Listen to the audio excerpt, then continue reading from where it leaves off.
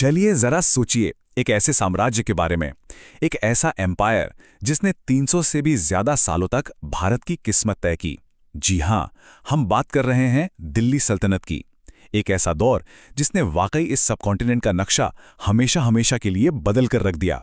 पूरे 320 साल, 1206 से लेकर 1526 तक, 3 सदियों से भी ज्यादा। पर देखिए, ये कहानी सिर्फ राजाओं और लड़ाइयों की नहीं है। नहीं, ये कहानी है एक बिल्कुल नई सोच की, एक नए तरह के शासन की और एक नए समाज के जन्म की।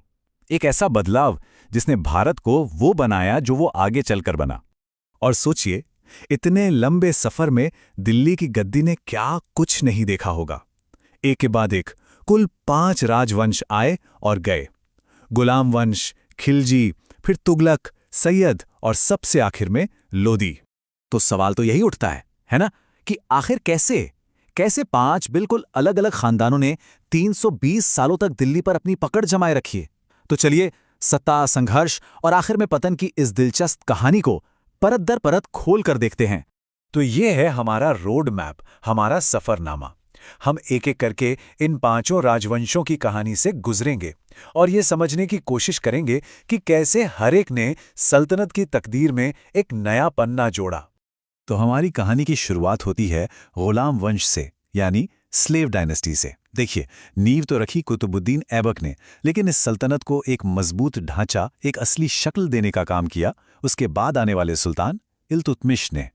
और इल्तुतमिश का सबसे बड़ा, कह सकते हैं, एडमिनिस्ट्रेटिव हथियार था एकता सिस्टम। पर यह सिर्फ एक सिस्टम नहीं था, आप समझिए, ये वो गोंद था जिसने इतने बड़े फैले हुए साम्राज्य को एक साथ चिपका कर रखा। अच्छा, तो ये काम कैसे करता था? चलिए देखते हैं। सिस्टम बहुत ही सरल था, पर कमाल का असरदार।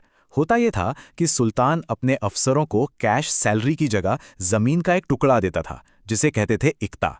अब ये अफसर, जिन्हें इक्तादार कहा जाता था, उस जमीन से टैक्स वसूलते थे। उसी पैसे से वो अपनी सेना का खर्चा उठाते थे, अपना खर्चा निकालते थे, और जो भी पैसा बचता था वो सीधा चला जाता था शाही खजाने में। इसी एक सिस्टम ने सल्तनत को एक मजबूत सेंट्रल आर्मी और एडमिनिस्ट्रेशन दे दिया। लेकिन देखिए, जहां भी ताकत होती है वहां सत्ता के लिए खींचतान तो होती ही है। और इल्तुतमिश के बाद सल्तनत में एक नया संघर्ष शुरू हो गया। यह संघर्ष था सुल्तान बनाम उसके ही शक्तिशाली अमीर, यानी नोबल्स। और इस पूरे संघर्ष के सेंटर में था चालीसा या द 40। ये इल्तुतमिश के 40 सबसे वफादार तुर्की सरदारों का एक ग्रुप था। और विडंबना देखिए कि जो ग्रुप सुल्तान की हिफाजत के लिए बनाया गया था, वही अब इतना ताकतवर हो गया कि सुल्तानों को अपनी उंगलियों पर नचाने लगा था। वो किंग मेकर बन गए थे। अब इस संकट से सल्तनत को बाहर निकाला सुल्तान गयासुद्दीन बलबन ने। और मजे की बात ये कि वो खुद कभी चालीसा का हिस्सा था, तो वो उनकी ताकत को अंदर बाहर से जानता था। उसने सुल्तान की खोई हुई इज्जत और रुतबा वापस लाने के लिए एक जबरदस्त चाल चली। उसने खुद को जिल्ले इलाही घोषित कर दिया, यानी धरती पर ईश्वर की परछाई। और ये सिर्फ एक खिताब नहीं था, ये एक स्टेटमेंट था। बलबन ने बहुत ही सख्त कदम उठाए। उसने ईरानी दरबार की तरह सिजदा और पैबूस जैसी रस्में लागू कीं, जहां अमीरों को सुल्तान के आगे झुकना पड़ता था। विद्रोहियों से निपटने के लिए उसमें लौह और रख्त की खूंखार नीति अपनाई। और सबसे जरूरी, उसने एक एक करके चालीसा की कमर ही तोड़ दी। और हां, सेना को और मजबूत करने के लिए एक अलग मिलिट्री डिपार्टमेंट भी बनाया, दीवाने आरिस। अच्छा, बलबन के बाद सल्तनत ने एक बिल्कुल नया मोड़ लिया खिलजी वंश के आने के साथ। और इस वंश का सबसे बड़ा नाम जाहिर है अलाउद्दीन खिलजी था। एक ऐसा सुल्तान जिसकी महत्वाकांक्षाओं की कोई सीमा ही नहीं थी। और अपने उन बड़े बड़े सपनों को पूरा करने के लिए उसने सल्तनत की पूरी इकोनॉमी को ही बदल कर रख दिया। खिलजी की स्ट्रैटेजी, आप समझिए, 3 पिलर्स पर खड़ी थी, और तीनों एक दूसरे से ऐसे जुड़े थे कि एक के बिना दूसरा चल ही नहीं सकता था। पहला पिलर, मंगोलों से निपटने और साम्राज्य को फैलाने के लिए एक विशाल, बहुत बड़ी स्टैंडिंग आर्मी। दूसरा, अब इतनी बड़ी आर्मी को कम सैलरी पर रखना था, तो उसके लिए बाजार पर सख्त प्राइस कंट्रोल लागू कर दिया। और तीसरा, इस पूरे सिस्टम को चलाने के लिए पैसा कहां से आएगा? किसानों पर भारी भरकम टैक्स लगाकर। देखा, सब कुछ एक दूसरे से जुड़ा हुआ था। और जब मैं कह रहा हूं भारी टैक्स, तो कितना भारी? खिलजी ने कृषि उपज का सीधा 50% हिस्सा लैंड रेवेन्यू के तौर पर वसूलना शुरू कर दिया। 50%। यह सल्तनत के पूरे इतिहास में सबसे ज्यादा था। ये साफ दिखाता है कि वो अपनी मिलिट्री मशीन के लिए किसी भी हद तक जाने को तैयार था। खिलजी के बाद दिल्ली की गद्दी पर बैठा तुगलक वंश, जो कह सकते हैं कि विरोधाभासों से भरा था, कॉन्ट्राडिक्शन से, और ये सबसे ज्यादा दिखता है इस वंश के दो सबसे अहम सुल्तानों में, मोहम्मद बिन तुगलक और फिरोज शाह तुगलक। इन दोनों के बीच जमीन आसमान का फर्क था। देखिए, एक तरफ था मोहम्मद बिन तुगलक, एक विजनरी जिसकी सोच अपने वक्त से बहुत आगे थी, लेकिन उसकी सारी योजनाएं, चाहे वो राजधानी को दौलताबाद ले जाना हो या टोकन करेंसी चलाना, बुरी तरह फेल हो गईं। और फिर दूसरी तरफ था फिरोज शाह तुगलक, जिसने बड़े बड़े रिस्की प्रयोग करने की जगह प्रैक्टिकल कामों पर ध्यान दिया, जैसे नहरें बनवाना, खेती को बढ़ावा देना और जनता की भलाई के काम करना। लेकिन फिरोज शाह जो स्थिरता लाया था, वो ज्यादा दिन टिक नहीं सकी और जल्द ही सल्तनत के बिखरने का, उसके पतन का दौर शुरू हो गया। वजहें दो थीं। एक तरफ से बाहरी आक्रमण का खतरा मुंडरा रहा था, तो दूसरी तरफ कमजोर लीडरशिप साम्राज्य को अंदर ही अंदर दीमक की तरह खोखला कर रही थी। इस पतन की शुरुआत हुई 1398 में, जब तैमूर के हमले ने दिल्ली को तहस नहस कर दिया और तुगलक वंश की तो जैसे कमर ही टूट गई।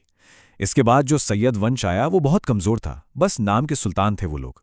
और फिर आया आखिरी दौर, लोधी वंश का, जिसके आखिरी सुल्तान इब्राहिम लोधी ने एक बहुत बड़ी गलती की। उसने अपने ही अफगान सरदारों को खुद से नाराज कर दिया। इससे सल्तनत अंदर से और भी ज्यादा खोखली हो गई। और बस इसी अंदरूनी फूट का, इसी नाराजगी का फायदा उठाया काबुल के शासक बाबर ने। अब स्टेज पूरी तरह से सेट था उस आखिरी लड़ाई के लिए, जो दिल्ली सल्तनत के लंबे इतिहास पर हमेशा के लिए पर्दा डालने वाली थी। साल था 1526। जगह थी पानीपत का मैदान। एक तरफ खड़ी थी इब्राहिम लोधी की लाखों की विशाल सेना और दूसरी तरफ बाबर के मुट्ठी भर सैनिक। देखा जाए तो कागज पर तो लोधी की जीत एकदम पक्की लग रही थी, लेकिन इतिहास गवाह है कि जंगें सिर्फ गिनती से नहीं जीती जाती। बाबर के पास दो ऐसे तुरुप के थे जो लोधी के पास बिल्कुल नहीं थे। पहला, तोपें और बारूद, जिसका भारत में पहली बार इतने बड़े पैमाने पर इस्तेमाल हो रहा था। और दूसरा था एक खास युद्ध नीति, तुलुगमा। इसका मतलब था दुश्मन को साइड से घेरना और फिर पीछे से हमला करके खत्म कर देना। तोपों की जबरदस्त गरज और इस नई युद्ध नीति के आगे लोधी की वो विशाल सेना ताश के पत्तों की तरह बिखर गई। इब्राहिम लोधी जंग के मैदान में ही मारा गया और उसके साथ ही दिल्ली सल्तनत के 320 साल के लंबे शासन का अंत हो गया। भारत में अब एक नए साम्राज्य का सूरज उग रहा था, मुगल साम्राज्य। सल्तनत तो खत्म हो गई, ठीक है, लेकिन उसकी विरासत, उसकी लेगेसी जिंदा रही। एकता सिस्टम से लेकर दीवाने आरिस तक एडमिनिस्ट्रेशन और सेना के जो भी तरीके सल्तनत ने बनाए थे, वो आगे चलकर आने वाले मुगल साम्राज्य के लिए नींव का पत्थर साबित हुए। तो आखिर में ये पूरी कहानी हमें एक बहुत बड़े सवाल के साथ छोड़ जाती है कि क्या होता है जब सदियों पुराना एक साम्राज्य, जो अपनी घुड़सवार सेना और परंपराओं पर बना हो, उसका सामना अचानक बारूद के झटके और नई युद्ध नीति से होता है। शायद पानीपत का मैदान ही इस सवाल का सबसे बड़ा और सबसे साफ जवाब था।